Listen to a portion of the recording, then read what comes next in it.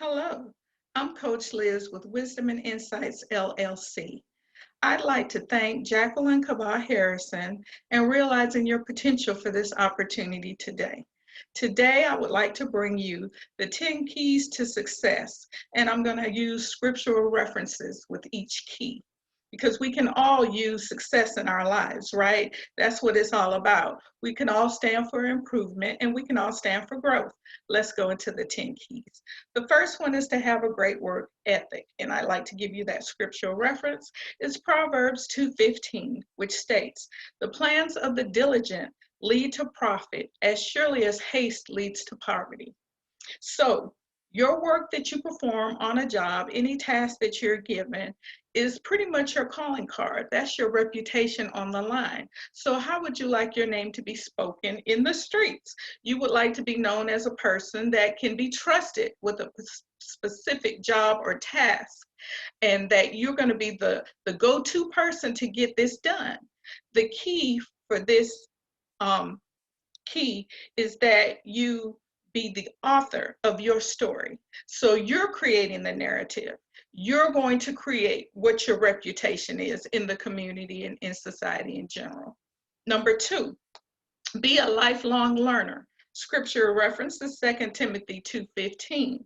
Study to show thyself approved unto God, a workman that needeth not to be ashamed, rightly dividing the word of truth. As stated before, we all have room for improvement. There's plenty of things to learn. There's so much knowledge out here. You just think of technology, just whatever, just Google whatever you want.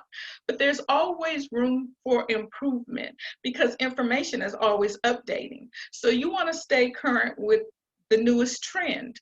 That's going to help to propel you into the trajectory of rising and climbing the corporate ladder with these companies. So you're never too old to learn something new. So don't ever think that you can't go back to class, you can't go back and get another degree, or you can't go and get that certification, because this is your livelihood. It is what you put into it. Number three, be authentic. Oh, and let me go back for 1 second to give you the key on that lifelong learner is to be informed and ahead of the game. So number three is to be authentic. The scriptural reference, Philippians 4:8. Finally, brothers, whatever is true, whatever is noble, whatever is right, whatever is pure, whatever is lovely, whatever is admirable, if anything is excellent or praiseworthy, think about such things. So in your authenticity, you want to show up in your truest form. You are who you are. You are unique. There's no one else that's like you. There's no one else that can do the things that you can do. You are that missing piece to the puzzle. Don't dim your light and don't water yourself down. We need what you have to provide. So always show up in your authenticity. People love to do business with business owners who are themselves, who are not a copycat version or carbon copy of someone else. So just be authentic. The key is to be the person your creator created you to be. God doesn't make mistakes. Show up in your authenticity. Number four, consistency is key. Corinthians 15:58. Therefore, my beloved brethren, be steadfast, immovable, always abounding in the work of the Lord, knowing that in the Lord your labor is not in vain. So consistency is like repetition, right? It's always being dependent that you're gonna do something like methodically. So, and people appreciate that. They know what to expect from you, and they know that you're going to show up because you show up all the time at the same time in the same place in the same way. So people gravitate towards that. The key to this is to stay the course on anything you begin. Plow at it until it is complete. How do you eat an elephant? One bite at a time, right? Being consistent. Number five, treat people with respect. 1 Peter 2:17. Show proper respect to everyone, love the family of believers, fear God, and honor the emperor. So respect begets respect, or at least it should be. I believe that the way that you treat someone in turn is reciprocated. People will always remember how you treat them, right? I think it was Maya Angelou that said, people may not remember what you do for them, but they'll always remember how you treat them. And the key is to protect your reputation and integrity at all costs. Respect yourself first, and it shouldn't be hard for you to respect others. There's always a saying that says, in order to get respect, you have to give respect. And in some aspects, it's true. You just always want to be on the right side of caution on anything. So number 6, give from your substance. And that is Luke 6:38. How many of us know this scripture? Give, and it shall be given unto you. Good measure, pressed down, shaken together, and running over, shall men give into your bosom. For with the same measure that you meet withal, it shall be measured to you again. So in giving, it's not, as a business owner, it's not unusual to give a freebie, to give a gift, just to show goodwill towards your customers and even other business owners. Whatever you give from your heart, it always comes back to you. The key is to give from the heart, where it really counts. Number 7, assist and collaborate. Scriptural reference is Isaiah 58:6-8. Share your food with the hungry and provide the poor wanderer with shelter. When you see the naked, clothe them and turn not away from your own flesh and blood. Then your light will break forth like the dawn, and your healing will quickly appear. Then your righteousness will go before you, and the glory of the Lord will be your rear guard. So lending a hand and working on a common goal, as far as like assisting, collaborating, corroboration, I mean, just whatever you can do to assist someone else, it always lends itself back to you. Because then, once again, what you put out comes back to you. So collaborating or networking with others, I think of synergy. Like together, everyone achieves more. We can get more done if we work collectively than what we can do individually. So that's assist and collaborate. The key is to be open to partnerships with who have similar interests. This includes in your businesses and in your personal relationship with individuals. Number 8 is be original. Once again, no one wants a carbon copy. The scriptural reference is Psalm 139:14. I will praise thee, for I am fearfully and wonderfully made. Marvelous are thy works, and that my soul knoweth right well. So coming up with your own ideas and implementing those ideas is what originality is really all about. Of course, it's against the law. You know how plagiarism goes. If you copy someone's work pretty much verbatim, you can be sued. You can, go to court on that.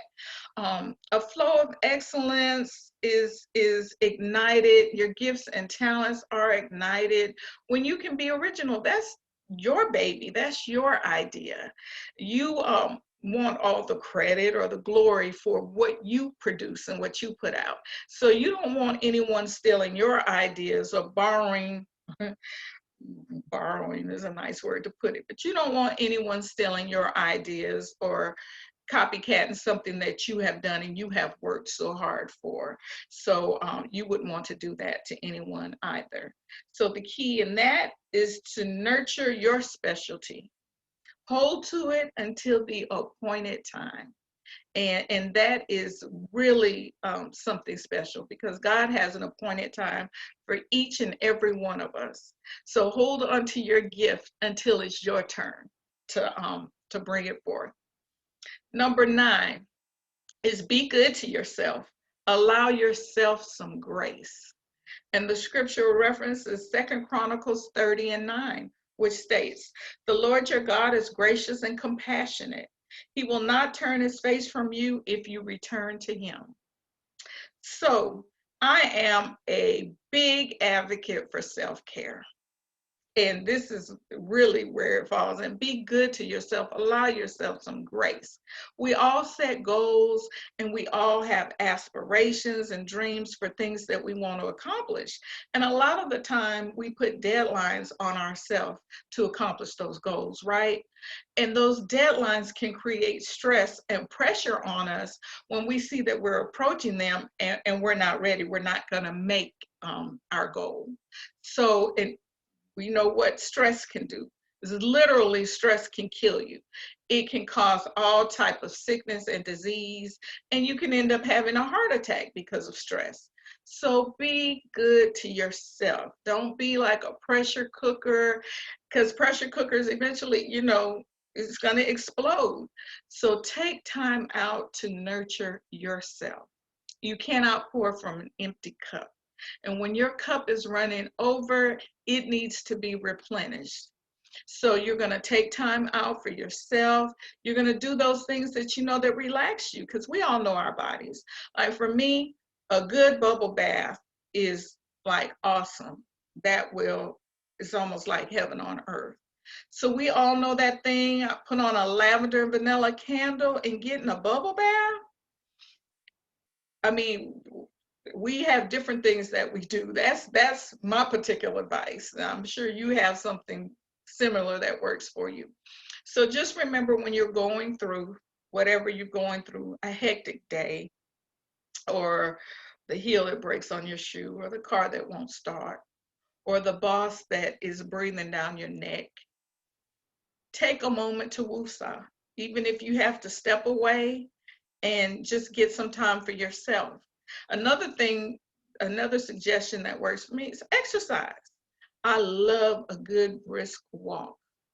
So when I'm feeling a bit overwhelmed, if I can go walk in the park or go somewhere where there's some trees, it's just wonderful. And I can just have that time with God and have a conversation and gather my thoughts. So take care of yourself.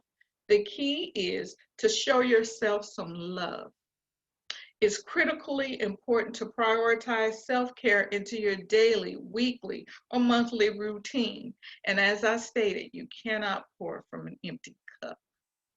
So, key number 10, this is the final key. Don't chase after money. Let the money chase you. And the scriptural reference is 1 Timothy 6:10. For the love of money is the root of all evil, which, while some coveted after, they have erred from the faith and pierced themselves through with many sorrows. A lot of people get this scripture misconstrued. It is not money is the root of all evil. It is the love of money is the root of all evil, right? Never allow money to cause you to be greedy, the pursuit of money. There's enough out here for all of us. I believe that. And I believe that when we work and we use that work ethic that I spoke about in number 1, and we show up in our authenticity and we do all the other 9 keys, then we have positioned ourselves for success. We are positioned for productivity. And what we produce has to yield a reward. It has to. Seeds that we plant in the ground, a seed sown, a seed water, because the Bible tells us some plant, some water, and some will reap the harvest or cultivate it. So just know that what you put out comes back to you. So if you're putting out a good product, the money is going to come. And money also has a flow. It's a currency. It has to be moving. So that just goes to even prove further what you put out is going to come back. The key is to have money goals. Analyze the step you will need to take to reach your goals once you set it. Create an outline, then implement a strategy. So give your money an assignment. And that could be a whole another talking point. But bottom line, give your money an assignment. Don't chase the money. Chase your purpose through your passion, and the money will come. I hope this has been helpful to you. The 10 Keys for Success. I am Coach Elizabeth Crawford with Wisdom and Insights, LLC. I am on most social media platforms under Self Invest 101, or you can also get in contact with me at www.wisdomforlife101.com. Thank you again for this awesome opportunity. This has been a blessing, and I wish you all the success in the world. Have a good evening.